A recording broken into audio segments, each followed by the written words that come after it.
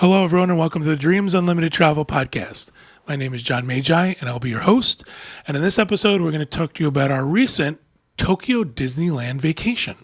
I'm joined at the table by Client Services Manager for Dreams Unlimited Travel, Kevin Close. Hi, everyone. And back in our production facility, we have our Associate Producer, Rhino Clavin. Hello. And our producer, Craig Williams. Hello. Thank you guys for joining us. Thank you, everybody at home, for listening and watching. We actually have a rare opportunity here. We are filming this pretty much right off of our trip. That never happens. It's usually weeks or months later. So I'm excited to tell you all about our Tokyo Disneyland trip, share with you some of our experiences, our impressions of the park, impressions of the people, and things in general. As you may or may not know, this was part of a much bigger trip that we did. We did an Adventures by Disney China vacation that was modified. We worked with Adventures by Disney to make a trip that was more Disney-centric than China-centric. So we focused on the parks, Hong Kong Disneyland, Shanghai Disneyland, with some China in the middle there. Of course, you can't really go to China without really seeing the country and experiencing it. But this Tokyo portion was an add-on that we did. It wasn't part of the Adventures by Disney.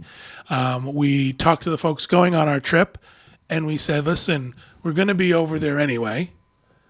What do you say we go to Tokyo and sort of get all the parks in and part of sort of a bucket list trip to experience all the Disney parks? And luckily for us, our folks are great, and we had 14 or 16, I don't know how many people. Yeah, we had 31 on the actual China adventure, but we had more than half that went to Tokyo first. A lot of us checked off all the Disney park boxes this time. So happy that they joined us, because it allowed Kevin and I to do it sort of in a safe bubble, traveling with friends. This is not something that we booked through sort of regular means. We had to do a group with Tokyo, so we worked with someone specifically in Tokyo to put together these number of rooms we needed and the tickets. So it's not exactly something that was an off-the-shelf trip that we did. It was a little bit special because it was done through a group. But I know that's what's going to happen is people are going to ask us, can Dreams Unlimited Travel book Tokyo? The technical answer is yes, but the real answer is no. We just don't have enough agents who are familiar with that product to book Tokyo Disneyland for you. However, they have a really good website, TokyoDisneyResort.jp. You can look at it in English, and it helps you book the resort separately. You can also put together a package, and you can add tickets and dining and fast passes and things like that. So, we're probably going to get you excited about going to Tokyo Disneyland. I just apologize that we won't be able to book that for you. So let's get started with the travel portion of it. Let's sort of do the nuts and bolts of it. How long was our flight? 13 and a half hours. That's from Atlanta to Narita Airport. It was arduous. It was not an easy trip. It was not. That amount of time in the plane will just make you crazy. But we did it. We knew we were going over. We knew we had to do it. We had to put up with that. So we did that. We arranged a private transportation when we arrived, again, because we had a group of people arriving about the same time. So we knew that we're all going to meet up in the airport. Let's get private transportation. However, Tokyo Disneyland, in conjunction with Tokyo in general, has a really good system. They have a train that will go to Tokyo Disneyland from the airport, but they also have something, it's called Airport Limousine, not owned by Disney, but it's specifically for when you get off the plane, you can find this airport limousine and you can take it right to the parks. It's a bus, and it's on a very strict schedule. We found that the Japanese were very much into schedules and being on time, and things worked very well. Relatively inexpensive. I'm going to give you some pricing. Please don't hold me to it because it's a conversion from yen to dollars, but it's also a fluid price. About $22 per adult one way, about $11 per child one way. So again, we stepped off the plane. We saw these counters for airport limousine, and not knowing they were there, we did something different, but we could have easily taken their transportation. Do you agree with that, Kevin? I agree. We stay at the Tokyo Disneyland Resort, one of several resorts out there. We decided to stay at the Tokyo Disneyland Resort because it's their flagship resort. It's also connected to the park. Basically, you get out of the back door of this resort, and you walk through the monorail station, and you go into the park. So we wanted to do something that was proximity. The resort is gorgeous. Let's run through some of the pictures based primarily on the Grand Floridian resort here in Very similar. Very similar to Grand Floridian. Big open spaces, big open atrium and lobby areas. Absolutely stunning. Very grand. We love this resort. This resort was fantastic. Let's go through the rest of these pictures before we get into sort of descriptions of our room. Again, attention to detail. You know, everywhere you turn, there's a Disney touch. There's things like, you know, the characters are talking to you in the elevator, and just everywhere you go, really wonderful Disney touches in this hotel. Again, I talked about the fact of the proximity to the park that this resort was. Again, walked out the back door, right to the train, right to the monorail station, where you could go to DisneySea's or DisneySea, or you could just walk into the Disneyland Hotel. And I got a little video of the view from our room, which was just incredible. So let's run that video. Again, this is right outside our hotel room, right outside our window. There goes the monorail. The monorail here is more like transportation than our monorail. It actually connects to Tokyo's transportation system. If you're not staying in a Disney hotel, there's a fee to ride the monorail. You go through a central station and you got to pay a fee. But anyone staying in it as a Tokyo Disney Resort hotel rides the monorail for free. Not sure if you can see it, but in the background there to the left, that's the castle. So on more than one evening, I was able to watch the fireworks and the castle show from our hotel room. Again, there's the entrance to the park right there. It's pretty incredible. It was very easy to get there. Very easy. When we wanted to go to DisneySea, we went into the monorail station, and just rode the monorail over. But again, easy to get into the park. This hotel had the best hotel shower I've ever seen in my entire life. It was, the first part of the bathroom was your Sinks. sink and counter, and there was a separate room for the commode. And then the bathroom there was a bathtub and a shower all in the same room. You didn't have to get into the tub. The shower was on the other side. It was absolutely the most luxurious hotel bath I've ever seen. The rooms are gorgeous. Rooms are done very well. Again, proximity is incredible. Views are incredible. But I think everyone came away with the same idea that, holy smokes, this bathroom is unbelievable. The bathroom was a big topic of conversation every morning. Had really great water pressure. The other thing that was cool too, and I wish I would have brought them, but I forgot, was the amenities in this room. Do you remember the amenities? I do. To me, they looked like they should be in Aladdin. Everything had a gold gilded top. It was nice stuff. What else did they put in the room? They put in a toothbrush for everybody. A hairbrush, a comb. hairbrush. There were pajamas for everybody in the dresser drawer. It was there was a lot of stuff. Slippers. It was amazing. And in the grand scheme of things, when I look up prices for this hotel, what we paid, I believe, felt very reasonable, given the cost of the hotel room and the fact that we got tickets and we built in breakfast every morning. But the rack price for this particular room is about $265 per night. So I didn't think that was bad. No, it was easily worth that. And that's all of the deluxe resorts in Tokyo. There's the Disney Ambassador Hotel, the DisneySea Miracosta, and the Disneyland Hotel. There's one value hotel, and that is the Celebration Hotel. And that runs about $135 a night. And again, depends on when you stay, depends on room accommodations. Also, you can turn these into packages. So, you know, if you're looking at it and you get a different price, please don't be mad at me. It's just that's the rack rate. That's the price that they tell you. We did not do much resort hopping. We did go over to Miracosta for dinner one night. We ate at a restaurant called Oceana. Mm-hmm. Messed up, most messed up dinner we've ever had. Just weird. It was very weird. It was listed as a seafood buffet, and it didn't seem that there was a great deal of seafood. We learned quickly that night that sugar-free soda, Diet Coke, is a commodity. Regular Coke was all you could drink, Sprite all you could drink, root beer all you could drink. Diet Coke was $6 a can.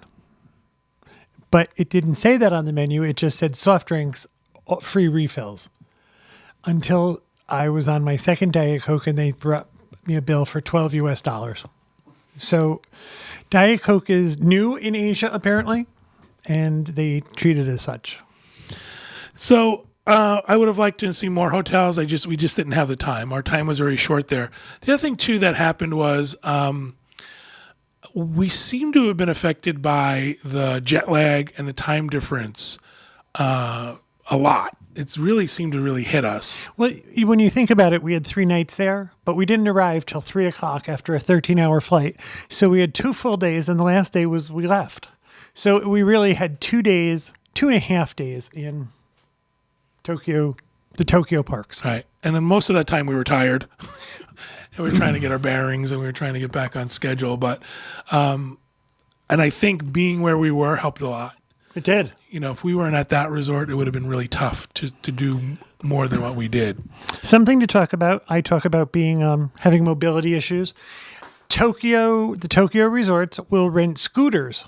They do have scooters for rent. You have to take a driving test. It takes about 10 minutes. Literally, Kevin had to follow a lady around in his scooter. Well, and she drive told me what to do. like a figure 8 around planters and stuff. It was the best thing. Then I had to prove that I knew how to stop it. However, the second day at DisneySea, it rained. So I couldn't have a scooter at DisneySea. Actually, vice versa, but that's I okay. apologize. It's backwards. If it's raining, they don't allow you to rent a scooter. So So this is going to become a bigger deal as we go on because they don't rent scooters in Hong Kong or Shanghai Disney. So we had some mobility issues for sure. We had some getting around issues. But I think making the logistics of it a little bit easier was the location of this we resort. would walk out the back door and walk across like an esplanade and you were in the park. And again, I love that monorail. That monorail is so cool. It was very cool. The nice thing is as you go into Tokyo Disneyland, the main street, it's called, is it Market Square? It's covered.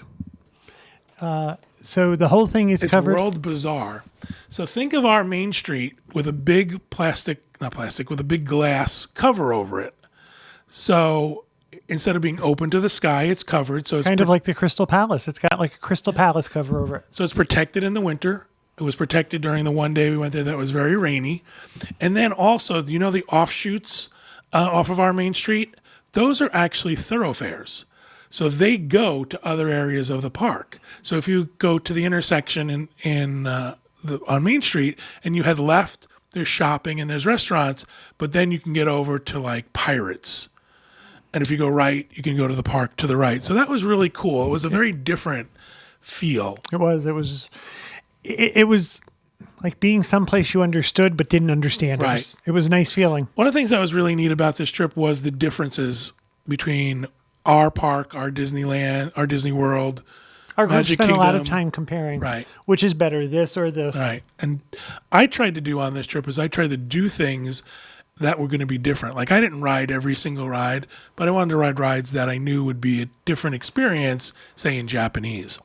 So let's flip through some of the Disneyland pictures. Disneyland, this park is based on the Magic Kingdom here in Walt Disney World. So that's Cinderella's castle. Same castle we have here, same hub and spoke design. There's the Country Bears.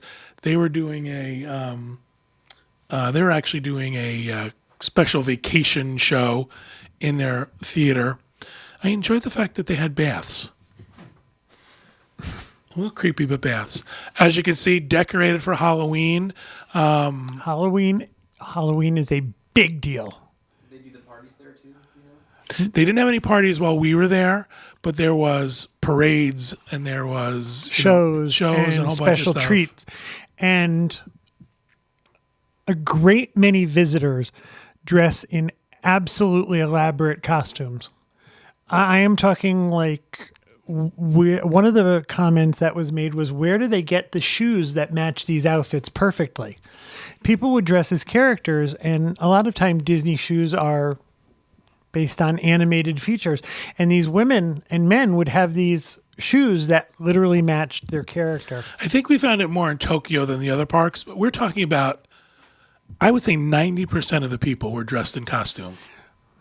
I mean, it was intense, and it was like... And what is going on? 75% of those 90 were dressed as Duffy. Right, Duffy is huge. Oh my gosh, everyone was loving Duffy. The largest stores in the Tokyo parks were based on Duffy. Go to that last picture again, Craig. I do disagree with that statement. I believe the largest stores were candy. Oh, that's true too. We had issues finding souvenirs, and that the souvenirs were, first of all, juvenile, for lack of a better word. Things that, again, I understand that there's a park for kids and kids love Disney and things like that. But even the adult things seem juvenile to me. Nothing that I would buy or bring home to anybody. And very inexpensive. There was nothing that you thought there was nothing I found that I thought would last until I get out of the park. Right. And again, we're showing this. This is Mickey in one of the stores that's... Oh, something's happening. This is Mickey in one of the stores that's dedicated to candy. And again, you're talking about like a World of Disney store that's just candy. Like the Emporium on Main Street was just the candy store. You can see from the size of this that this is enormous. Right. I looked high and low to buy something that said Tokyo Disneyland on it. And there was a man on what was Main Street, you called it World Bazaar, who was making silhouettes. He would cut silhouettes out for people. And I bought a framed silhouette of a pumpkin dressed as Mickey Mouse just because it said Tokyo Disneyland on it. We couldn't find a refrigerator magnet or a coffee cup that said Tokyo Disneyland on it. It was very weird. Going back to the World Bazaar, going back to the Main Street, very much like the other parks, there are the windows dedicated to Imagineers. There is the Casey's Corner-ish thing. I don't know what they sold there. Actually, I think it was hot dogs, because someone said they actually had a hot dog. But they did have some really cool stuff. And one of the things that I was fascinated with was there was a magic shop. And this magic shop had a really cool window with an animated Mickey in it. And it was stuff like this that really grabbed my attention, was the things that were a little bit different and a little bit more Disney-ish. Magic Kingdom in Florida used to have a magic shop on Main Street. So I got a little video of Mickey doing a magic trick in the window. I thought that this was adorable. I love this. And again, this is, on their Main Street area, so walking around, you get to enjoy this level of detail. Ooh, there goes Minnie. It was very cool.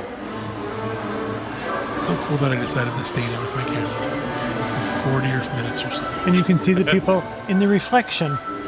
It seemed that Alice in Wonderland was a big costume for women. Are you okay back there? Oh, that's not good.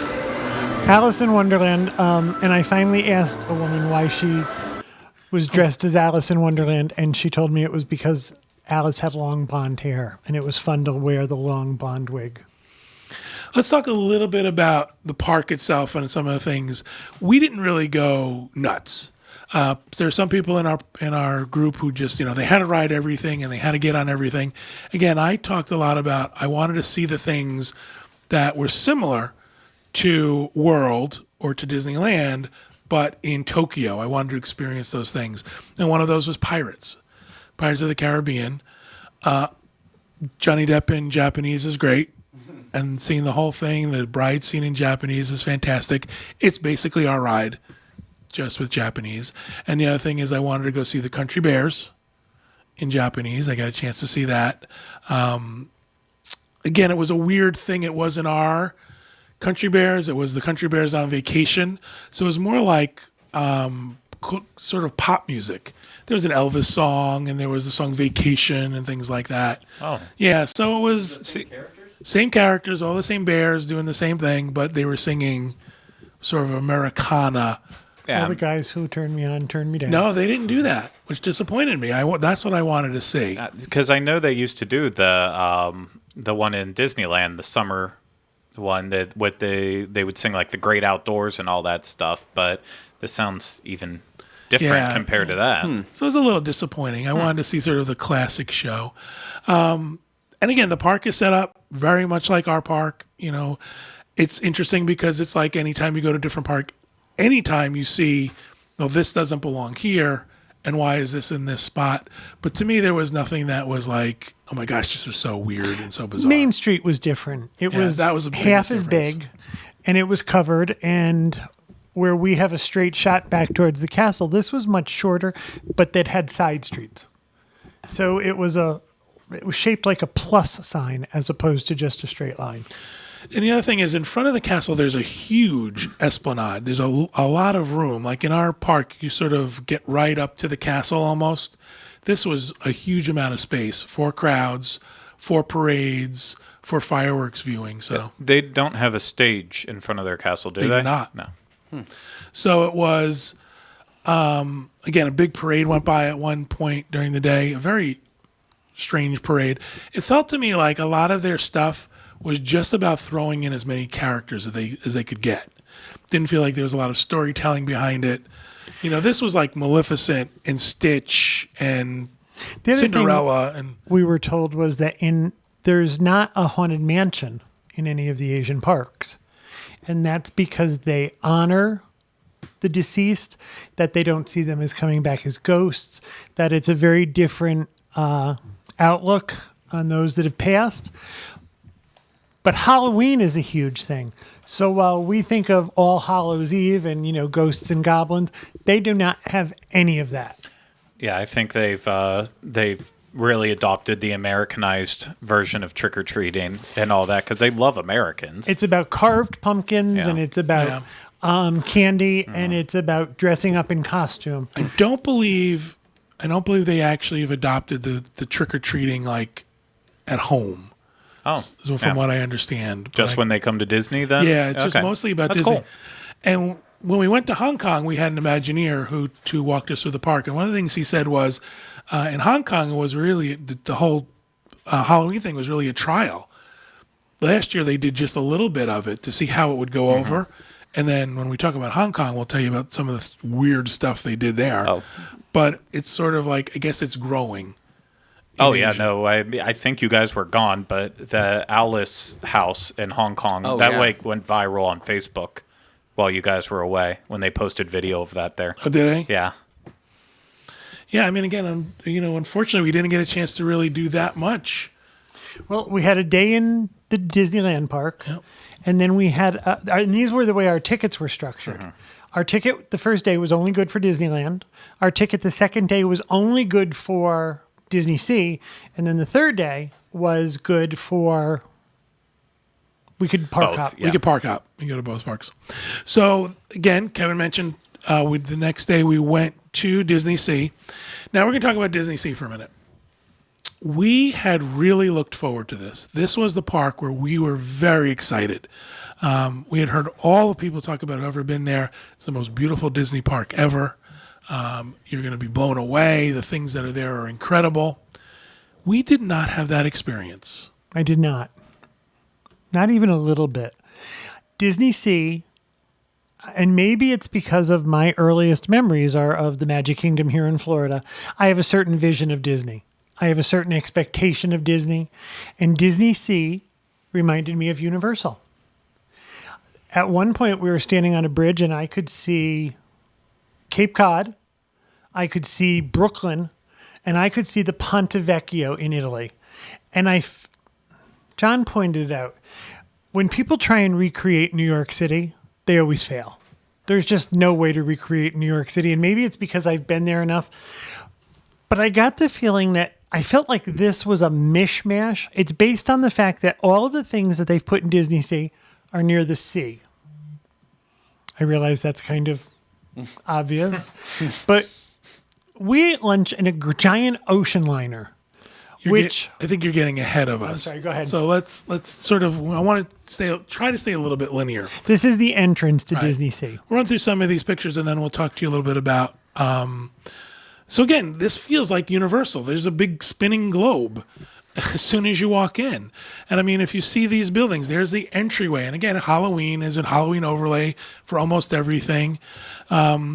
This is Mysterious Island, and there was a restaurant in there that's supposedly very good. Magellan's. And Magellan's, we got in very early. We couldn't get a reservation there, so we did a walk up, and they told us that we could not get into Magellan's for 3 days.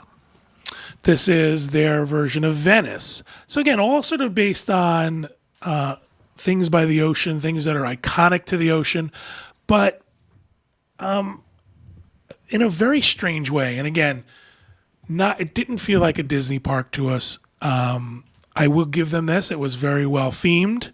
It was very intricate. Had some very cool stuff. Let's pause on this for a minute. This is their Haunted Mansion, which I was very No, impressed this with. is their Tower of Terror. Tower of Terror, I'm sorry. I apologize. This is their Tower of Terror, which is based on like a New York State, Upper New York State, Hudson Valley House.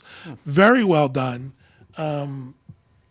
So again, these details are there, and it's themed very well, but it doesn't feel like Disney. And when we say it feels like Universal, we're not saying that Universal's bad. We're just saying that usually Universal does their thing very well. You could be in Amity, and the next thing is San Francisco, and the next thing is a New York Street. That's what this felt like. And I understand that Disney has different lands, and you wander from land to land. But when you're standing in Tomorrowland, you don't really see Fantasyland. This kind of, just looking at it, it kind of feels like California Adventure to me. Not even a California Adventure, Craig. I mean, I love California Adventure. It feels very Disney to me. This felt very odd. This didn't have a Disney feel to me. And there was a bunch of people in our group who agreed. And I don't need anybody to back up my opinion. I was okay with making my own, but I was interested to hear what other people had to say.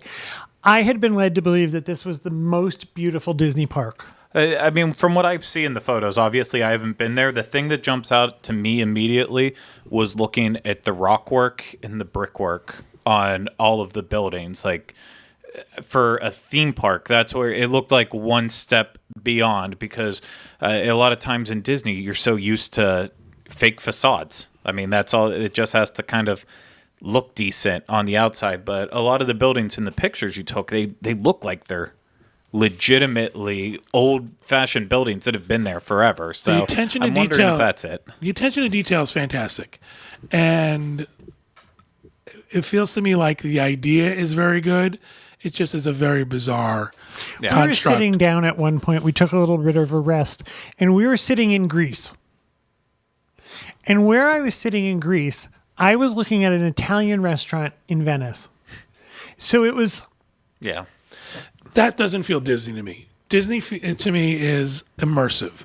When you go to a land in a Disney theme park, you're immersed in that land, and the Imagineers take a great deal of time to consider line of sight, to consider the entire experience. Again, we're walking on what is quote unquote the Ponte Vecchio in Florence, and you look to your right, and there is I don't know what year I would put, 1920s steamship parked over there, and then there's a trolley car that runs on the Ponte Vecchio. So it's all very sort of a mishmash of weirdness. Well, I think you're right. The attention to detail is very good. It's not the immersive experience I expect from Disney. It's the individual places aren't big enough to be immersive. If you're standing and looking at up close one thing, it's good. But then you turn around and, I mean... Do you think this would have been more impressive in like a pre-Cars Land, pre-Diagon Alley level of immersiveness that I don't. Because again, you're talking about, I don't know if I included that picture or not, but when you walked past their Tower of Terror, then you got to their Toy Story Land. You got to their, This didn't sit far enough off on its own to be themed as far as I was concerned. And I realize I'm being picky, We're being very picky, but it's all about your perception of it. right. I was disappointed because so many people had said it's so wonderful, and it didn't seem so I got wonderful. the feeling this was an amusement park as opposed to a theme park. That's a good way to put it.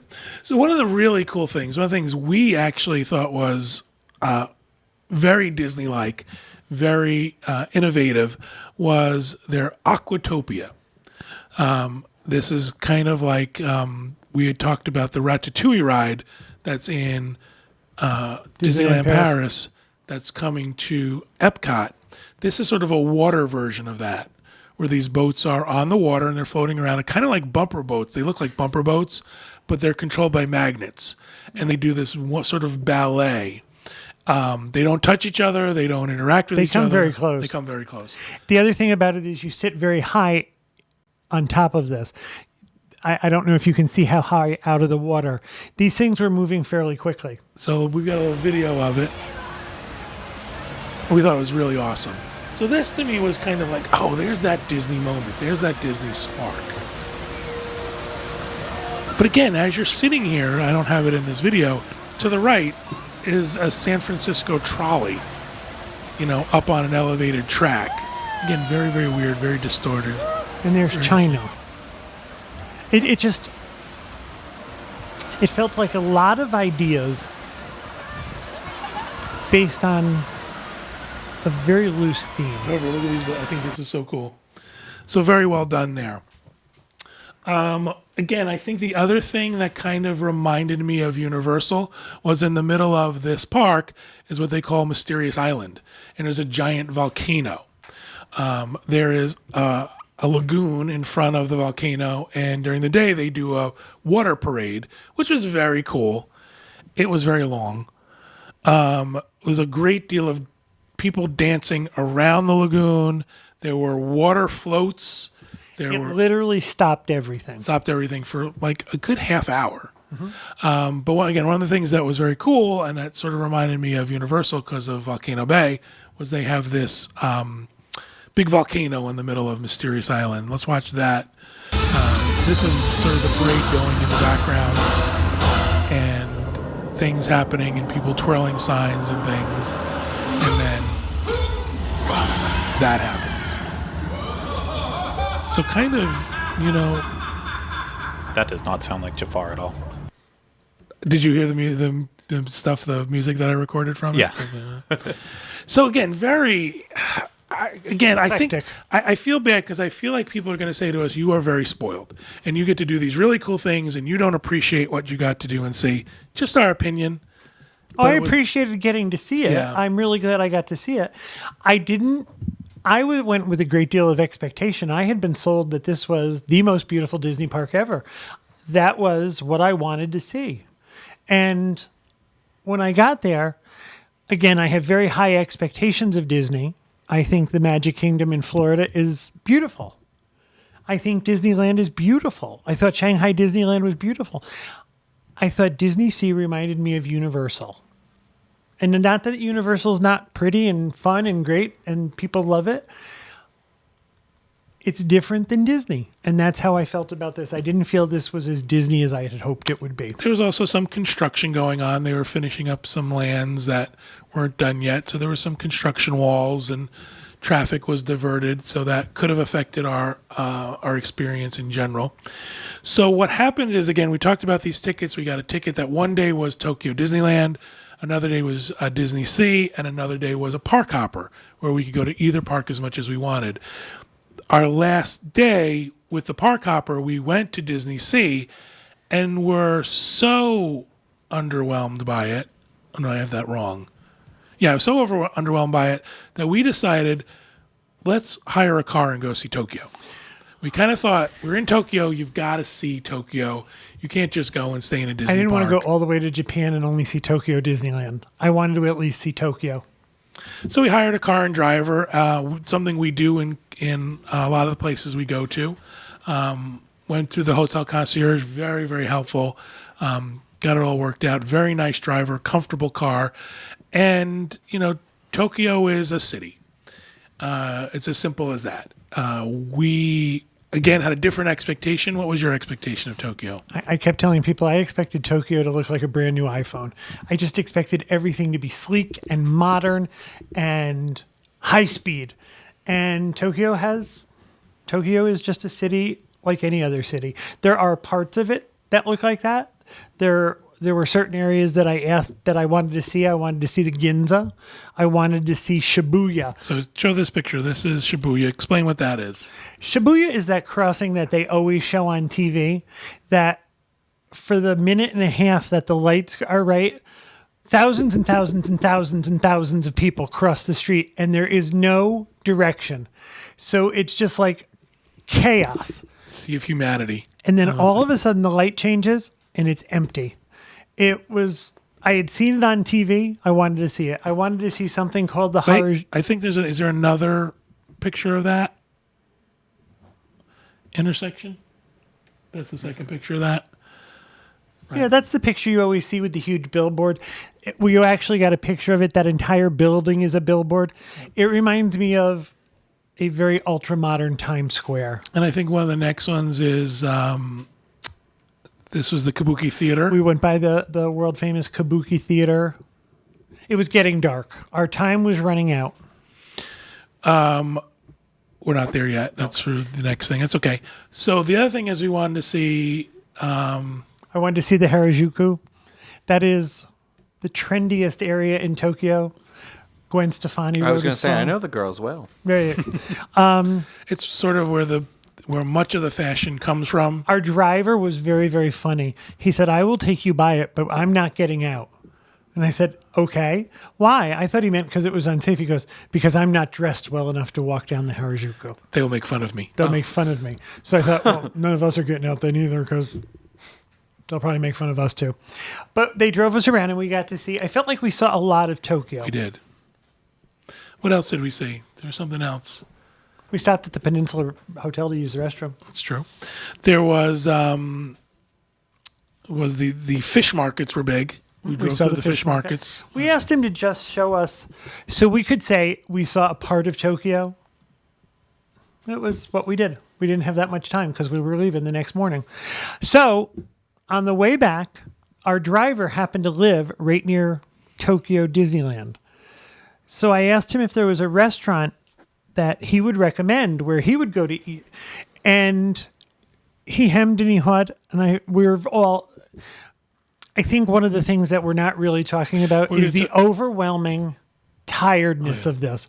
The jet lag was really knocking us out. It was 7:00 at night, and I think we all could have fallen asleep in the car. So we asked him to take us to McDonald's. How was that experience, though? Absolutely hilarious. There were peace talks that were less negotiation. He told me that he had to order for us.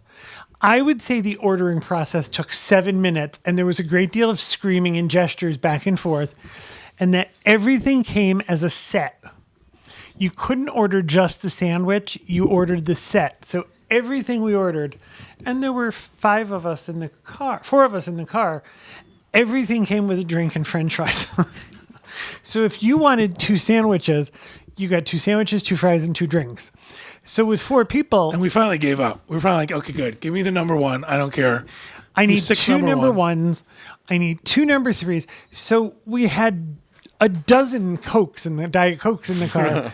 It got funnier and funnier and funnier. And then when we got to the window, one of the people in our car asked if they had chicken nuggets. And this was an international incident. We got managers out. We got people out of the back. We got people off the street to argue whether there were chicken nuggets or not. Till finally it was like, just give me 2 more number 2s. So, and it was, we have a certain expectation because we're used to how things are done here. So it was all sort of a little bit off. French fries tasted like fish.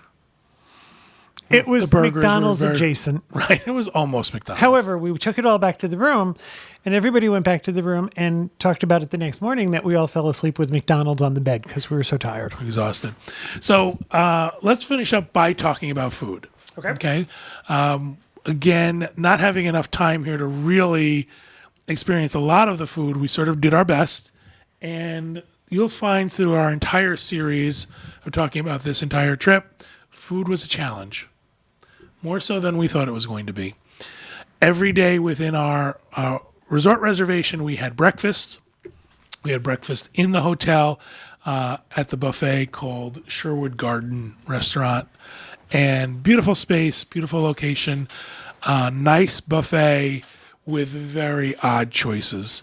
This is the Japanese area with things I don't even know if you can recognize what any of that stuff is.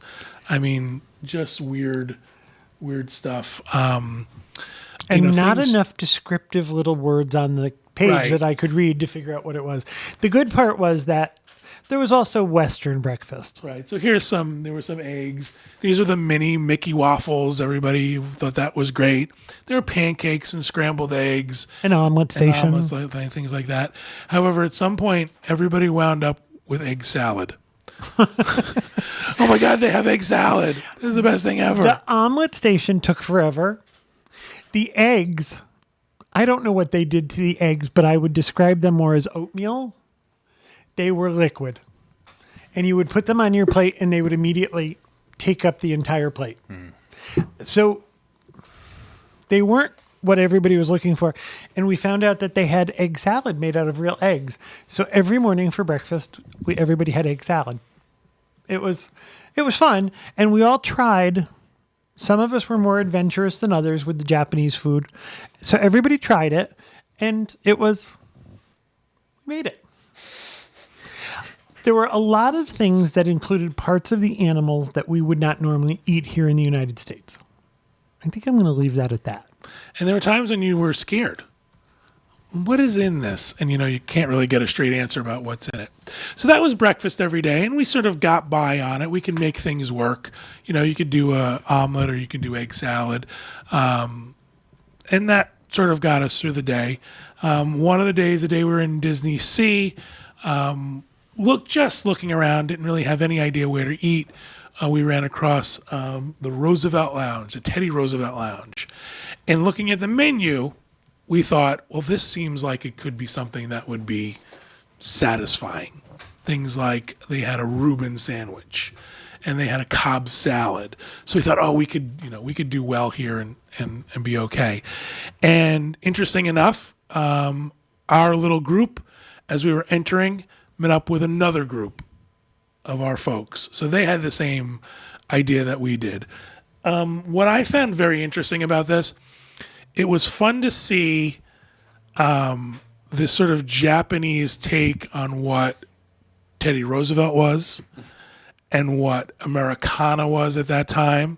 It was a beautiful space, before you get too far into it. It was a beautiful space, but it was very interesting. There's a lot of pictures of Teddy Roosevelt with dead animals and things like that. And it's all sort of, I guess this was their interpretation of what it was going to be like. So it's not a conventional restaurant. There are tables, there are club chairs, there are couches. I don't know if you can see this, but in this picture right here, right in the front left foreground, there is an adult woman, and she is Dolly Parton? a modified version of Ursula. It might be Pete from Halloween. See, Yeah, I she saw the was- corset. I just couldn't figure out what she was going for with She it. was going for- Now, he skipped the main subject here. The Teddy Roosevelt Lounge is in a full-size 1920s ocean liner. Right. That Which- is detailed perfectly. It really looks like you're in an ocean liner. I swear they got an ocean liner and they just fixed it up and painted it, and it's absolutely stunning. Again, the attention to detail is there. It's just the weirdness of it. But there's an ocean liner plopped down in the middle of this park, which is apropos to nothing. I guess that's one of the things I was trying to explain before. It's just it's disjointed. One of the things on the menu that I was excited about was you could get beef jerky. So this was my beef jerky. I thought that was chocolate. No, it's a hard picture. I thought it was part of the floor, and I was there. You thought it was a design. You needed a blowtorch and a miter saw to get through it. It was not the easiest thing to eat. I found that they had baked brie and toast. That was very good, because how could you go wrong with baked brie? It was delicious. This was the sandwich that Jeff and Val shared. It was a chicken sandwich of some sort. It was okay. The fries were good. And then here is my Reuben. It was on white bread, and it had lettuce and tomato, and They didn't toast the bread. They did not They did toast the not. bread. and it was corned beef, and the corned beef was kind of the only nod to an actual Reuben. There was none of the other Reuben things on it. It was a corned beef sandwich with lettuce and tomato. So that was fun. And then we found Kevin's favorite ride in the park. Was the leather wingback chair. Wingback chair. Again, I have to talk to the fact that we had gotten off a 13-hour flight, and any time that we sat down, somebody fell asleep. We were tired. We were I tired. do have a question about that flight. You might have said it earlier, and I might have missed it. Sorry.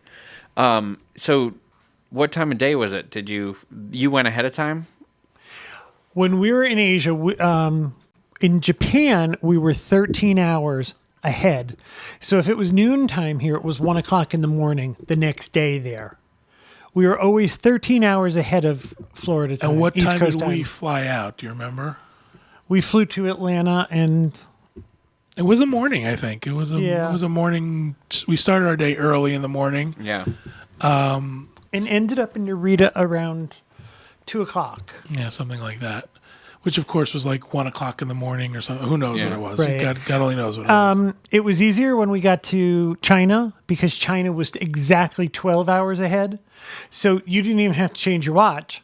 It was just, if it was 4 o'clock in the afternoon here in China, it was 4 a.m. that morning in the U.S. on the East Coast.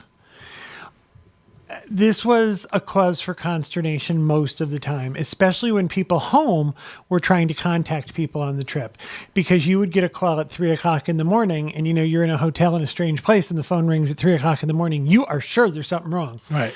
And it's somebody like, do you think I should water this plant today or should I wait till tomorrow? And you'd think, Or worse yet, it's somebody trying to do a survey or right. trying to sell you I something. actually got somebody who wanted to know how I felt about my credit card. She did not like my answer. Let's talk about some. So again, we went to the parks, we experienced the food, we did the best we could with the time we had. Let's talk a little bit about our overall experience.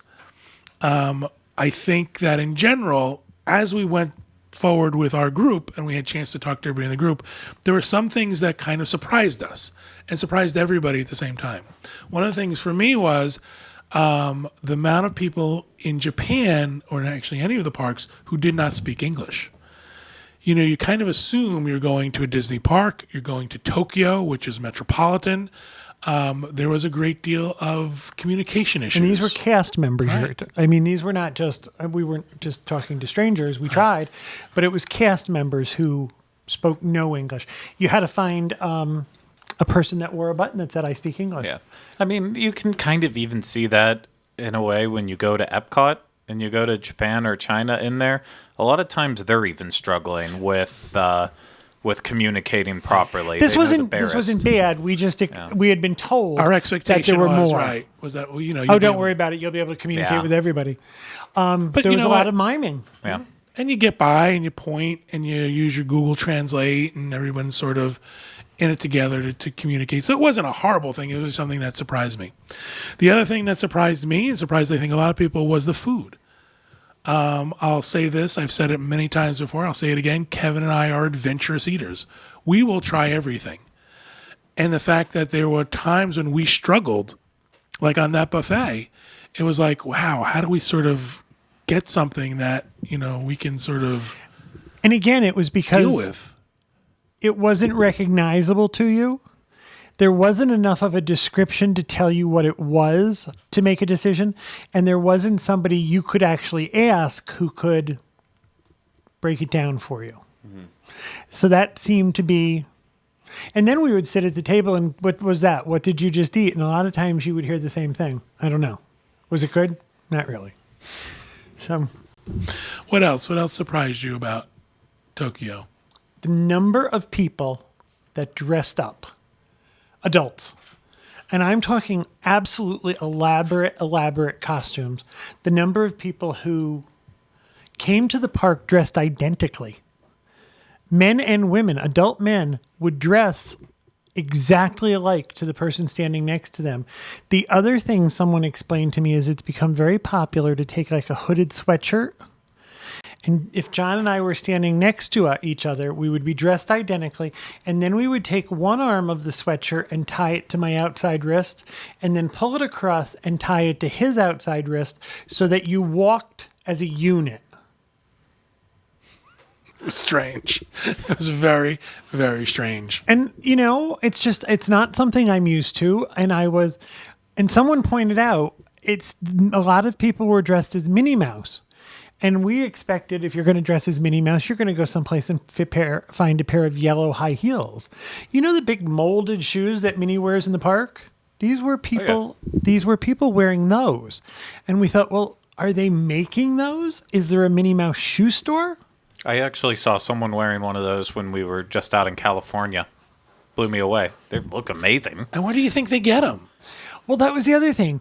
These all can't be seamstresses or tailors. Where are they buying these elaborate costumes? There was a woman dressed as the White Rabbit from Alice, and all I can tell you is she must have gone through Disney's wardrobe, and her costume was stunning. But I thought, where did she get it? There was a great deal of Duffy.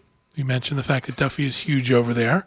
There were people not only dressed as Duffy, but there was a sort of a trend for girls to have Duffy on their clothes. So like one girl had her whole skirt was like Duffy heads. Now, the first couple days we were in Japan, it was 95 degrees and 100% humidity.